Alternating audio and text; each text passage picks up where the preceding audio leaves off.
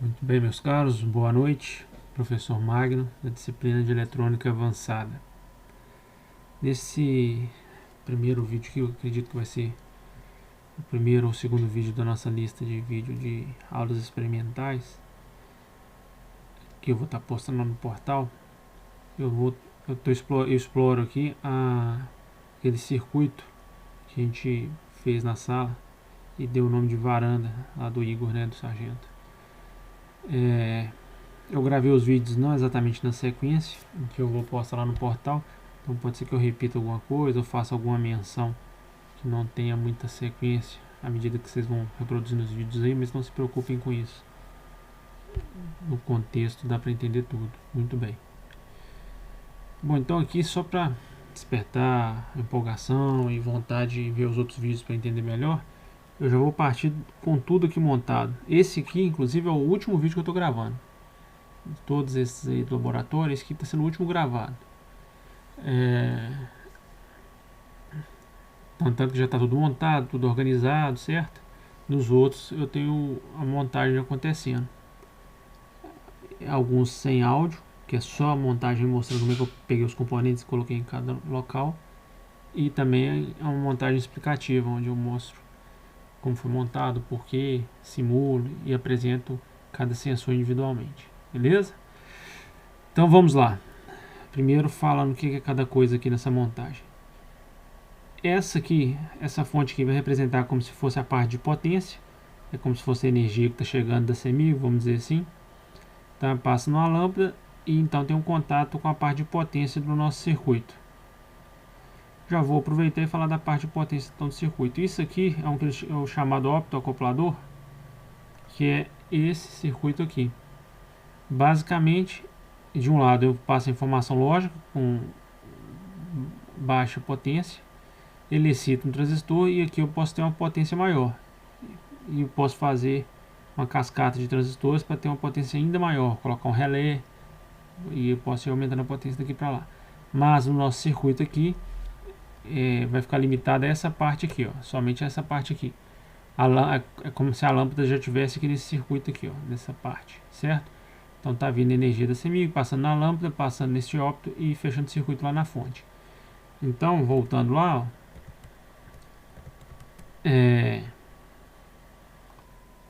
aqueles pinos 1 e 2 estão aqui. Aqui está a entrada do nosso ópto, essa parte aqui.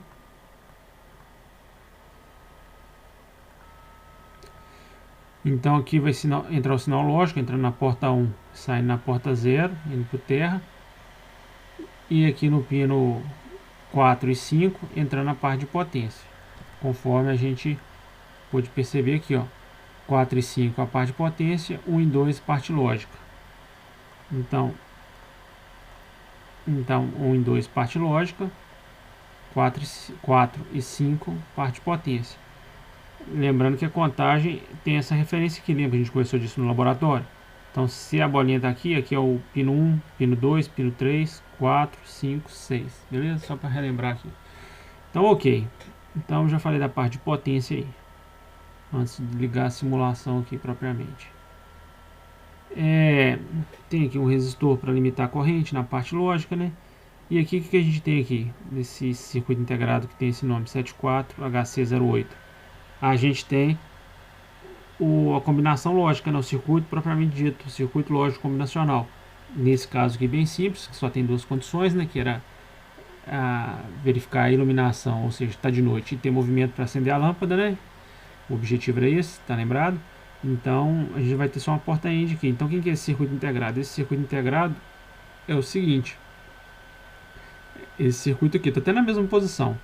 Se eu pegar aqui e vir aqui, ó, até a disposição dele aqui é a mesma. A mesma que está aqui nessa imagem. Pino 1, 2, 3, 4, 5, 6, 7 e tal, até o 14.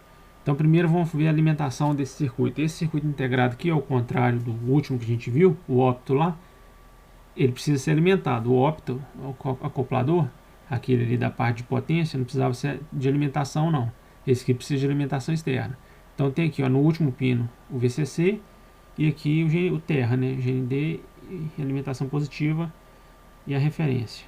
Vamos lá ver essa alimentação. Aqui, ó, dá um zoom out aqui, ó. A alimentação positiva tá vindo aqui, ó, tá vendo? No pino 14, na parte de potência. E a alimentação negativa tá vindo aqui, ó, no GND. E eu sei que é isso porque minha fonte está alimentando aqui, ó, esses dois barramentos aqui, ó. Aqui minha fonte alimentando esses dois barramentos. Isso aqui vai ser a fonte de alimentação do nosso circuito. Por isso que ela está independente da parte de potência. Isso aqui é a fonte, depois que já regulou a tensão, diminuiu a tensão. É como se fosse um carregador de celular, vamos dizer assim. Beleza? Então, dando seguimento aqui, a alimentação está certa. Agora vamos ver a parte lógica. A parte lógica, o que a gente tem na parte lógica? Ó, pino 1 e pino 2 são as entradas da porta end. E na saída é o pino 3. Então, tem as duas entradas aqui na porta end, o pino 1 e 2 sendo a entrada da porta end, o pino 3 a saída. Vamos ver como é que está montado lá. Aqui, ó, a montagem aqui está mais ou menos coerente, ó. O pino 3 aqui tá, a saída dele está indo lá para a parte de controle da potência, conforme a gente queria. E nas duas entradas aqui, né, que são pino 1 e pino 2, tá o sinal dos sensores aqui, ó. Primeiro, o sensor de presença. Tá vindo aqui, ó, tá enviando sinal aqui para uma das entradas. E essa montagem que eu fiz é para ser sensível à luminosidade, é o sensor de iluminação, mas que foi montado aqui nesse próprio protoboard. Ele não está encapsulado bonitinho igual o de cá, não. Esse aqui, a montagem dele foi feita em cima do protoboard, mas o sinal dele de controle está saindo aonde? Está saindo aqui, ó, nessa linha verde. Eu deixei em verde os sinais de controle, os sinais lógicos. Então aqui, ó, tá vindo aqui o sinal de entrada de iluminação tá aqui. Então ele tá vindo aqui, ó, na entrada, certo? Da nossa porta end, 74HC08 aí. Então tá olhando aqui, olha se tem movimento e olha se tem iluminação, se tá de noite ou de dia. E o que a gente quer é o que? Se tiver de noite e com movimento, a gente quer que a lâmpada acende. Aí então ele vai mandar um sinal aqui, beleza? Não vou entrar aqui nesse vídeo, que eu não vou entrar nos detalhes. No sensor de iluminação lá eu entro um pouco mais nos detalhes da montagem desse circuito aqui. Mas por hora o que vocês precisam saber é apenas que esse aqui é o componente responsável por ser sensível à luminosidade. Ele é chamado de LDR, resistência dependente da luz, certo? Então ela, se tiver luz, comporta de uma forma, se não tiver luz, comporta da outra.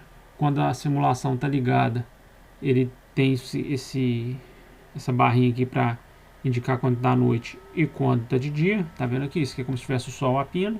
Isso aqui é como se estivesse de noite, quando a simulação estiver ligada. E à medida que você variar, aqui vai ter 1 ou 0. Sendo que quando tiver movimento vai ter 1 aqui.